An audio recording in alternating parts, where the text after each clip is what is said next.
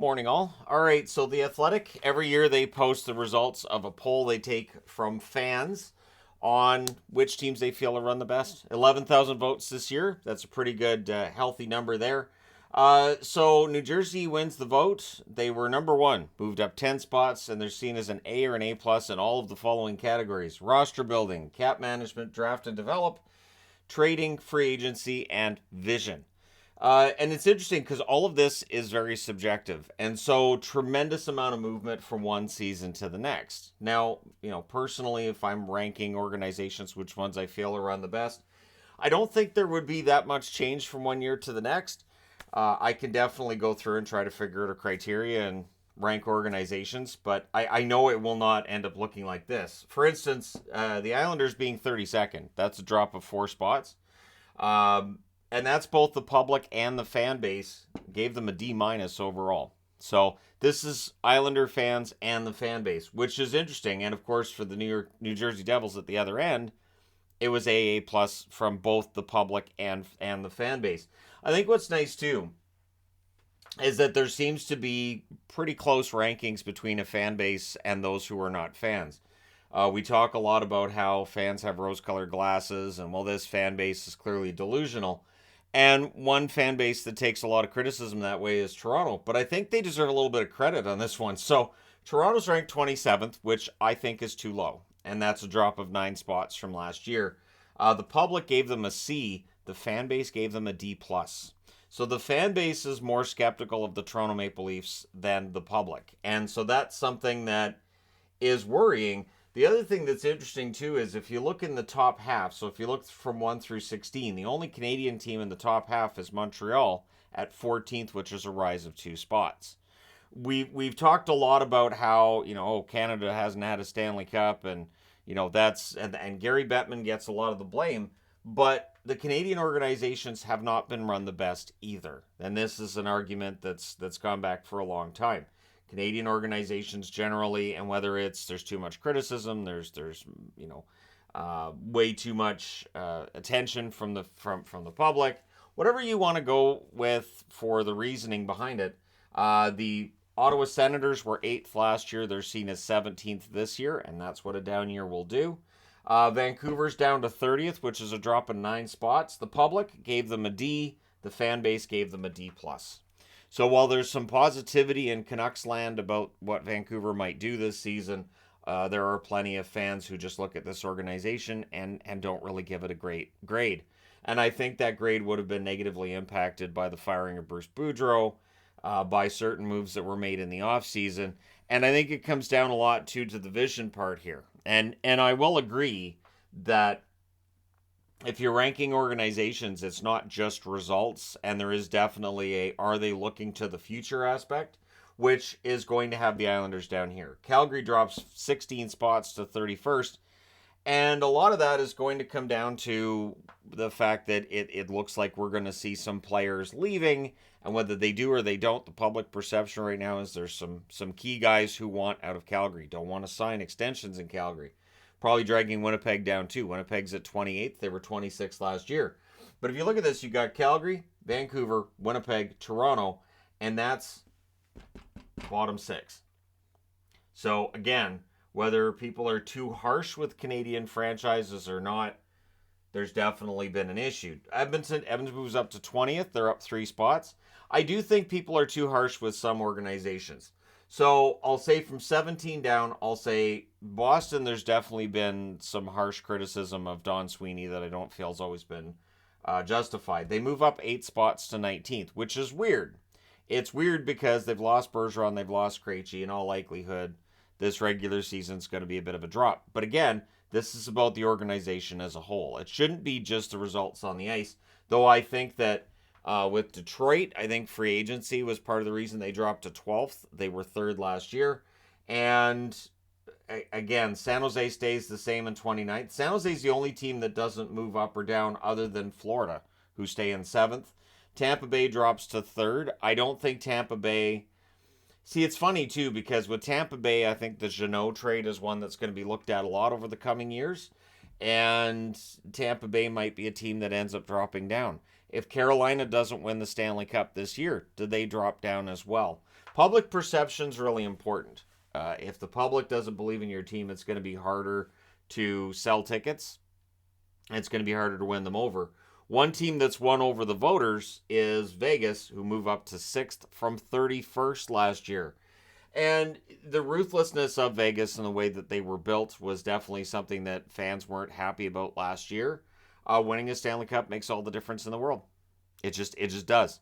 Whether it's right or wrong, as soon as the team wins the Stanley Cup, we look at that team and say, well, clearly this worked, and so they're right. And again, we can have the debate about whether or not that proves them right about everything they've done, but, it definitely helps to smooth things over. Dallas moved up from 24 to 4th. I think at 24th, they were probably too low. I think at 4th, I don't know that I would have them over Colorado. I don't. I think with Colorado, they have that Stanley Cup from last year. I don't know that I would have them there. So, looking at this list, I will go through. I will figure out where I would rank the organizations.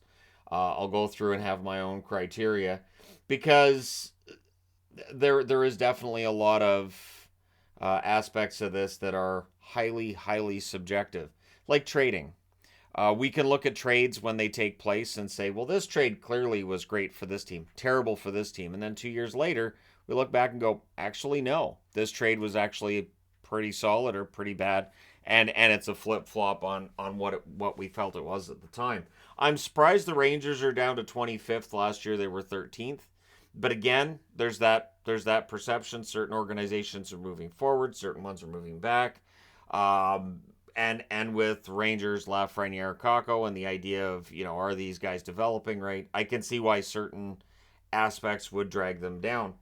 And so it's interesting to go through. It is a very long article about this. They get into what some of the specific feedback was from people voting. And I did think it was interesting to see that the fan base voting versus the public voting stayed pretty close. Chicago moving up to 15th is one that I kind of thought was entertaining in that all Chicago's really done over the last year is win the draft lottery and decide to move on from Kane and Taves and really embrace that rebuild. And it feels like that's all they really had to do to move from 30th to 15th. Outside of that, in terms of who's in front office and how decisions are being made, it hasn't really changed that much. Arizona being 16th impresses me because it does show I'm not the only one that sees that Arizona has a plan. They've got that plan in motion. There's definitely some teams in this bottom row here that need to formulate a plan. You see Philadelphia moves up to 24th. There's two reasons I could see Philadelphia moving up like that. Less confidence in the teams that are below them, and Philadelphia also embraced the rebuild.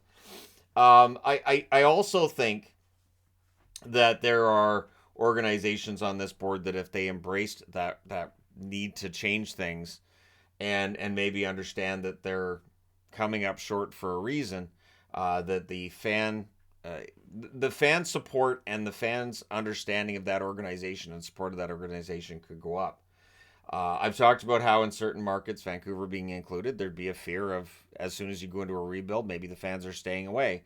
But again, if you play your cards right, then you're competing for a Stanley Cup. You have to weigh the costs and the benefits. There is a lot of money in winning a Stanley Cup. There's a lot of money in ticket sales that goes to your team in the playoffs when you do really, really well. And so it can make the difference. And that's one thing too, I know with Vancouver, it can make the difference between having a profit and not having a profit, depending again on attendance during the regular season. If you get those playoff gates, all of a sudden your team's in the black. If you don't, your team's in the red. So I can kind of understand why an owner would be like, can we get some playoff gates? I'd like to make a little bit more money. And then for us as hockey fans, we may look at that and say, that's short-term thinking. That's not going to work long-term. And there's always the questions that get asked. I know almost every live stream is, where do you see this team in 5 years? There's no way to tell. You look at the teams on this board here and which ones are seen as being run really well and which teams aren't. And then think back 5 years ago, back to 2018, this board would look completely different. So that's why I don't get into the whole discussions of where a team might be in 5 years, because anything can happen over a 5-year period. And now with the salary cap going up next summer, it'll be interesting to see who gets signed by whom, and how that all turns out and how it affects the rankings. It is interesting to see how many teams move up by a lot and drop by a lot. Like Anaheim drops from 6th to 18th. I can't personally, off the top of my head, think of anything over the last 12 months that should drop them 12 spots in the rankings. But again, there's that public perception out there of how things are going, how rebuild's going, how the draft's development side of things is going. Trades people don't like, free agency moves they don't like. And so it can really change that public perception, and public perception is really important to the bottom line of the teams. So I do wonder, like, if franchises pay attention to these kinds of things, and if they maybe change their public messaging a little bit. They're not going to change what they're doing. They're not going to change their approach. Because, for instance, coming back to Vegas, Vegas last year down at 31st, if they had said, all right, well, clearly the fans are right and we're doing things wrong, maybe they don't win a Stanley Cup and they're not 6th on this board. Which does mean that Calgary, maybe they end up winning the Stanley Cup because they're 31st right now. Same spot that Vegas was last year. I'm not thinking Calgary wins the Stanley Cup, but it would be nice if they did, just for the sake of ending the Canadian teams don't win the Stanley Cup arguments. But let me know your thoughts in the comment section below, as always. And which teams you feel like fans overrate and which ones they underrate. And I'm going to say right now, Lou Lamoriello gets a lot of hate, but while I can kind of understand it on some level, the New York Islanders, I don't think, are the worst run organization in the National Hockey League. I would imagine that a lot of this vote, too, is going to be the Horvat trade and cap management, and that's going to drag them down.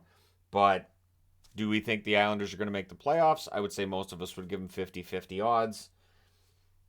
Can't be run that badly if they're a team that's going to go to the Final Four a couple of times, go back into the playoffs this year, and could make the playoffs again next year. If it's run that badly, they're not going to be a playoff team. And of course, with the Islanders, I will say this, if they do drop out of the playoffs and if the team has a really rough season, it will be tough to turn that around for them because they have a lot of money to a lot of players, and it is really hard to trade money. That may change next summer when the cap goes up. But yeah, that part I can kind of understand. But as long as the Islanders are in the mix and they end up above the playoff line, I don't think Lou's job's in any danger. And I think things look pretty good. But anyways, I'd be interested to know your thoughts on which teams you feel like are too low on this board, which teams you feel like are too high. And again, it shows from one year to the next how quickly things can change. It's kind of crazy. And the other thing that I found interesting was, and I'll close with this, having a team in the playoffs helps the perception of your team, but not by as much as you would think. Teams that are consistently near the top of the league, like Toronto, 27th on the board. And people look at the moves they make and go, I don't like that. I don't think they're getting any closer to the Stanley Cup. Or they're never going to win the Stanley Cup, right? And that seems to be the argument, and there we are. But let me know your thoughts. Hit like and subscribe if you're browsing your way through. You just happened upon this video. Thank you guys so much for watching, for your support. I will talk to you again soon.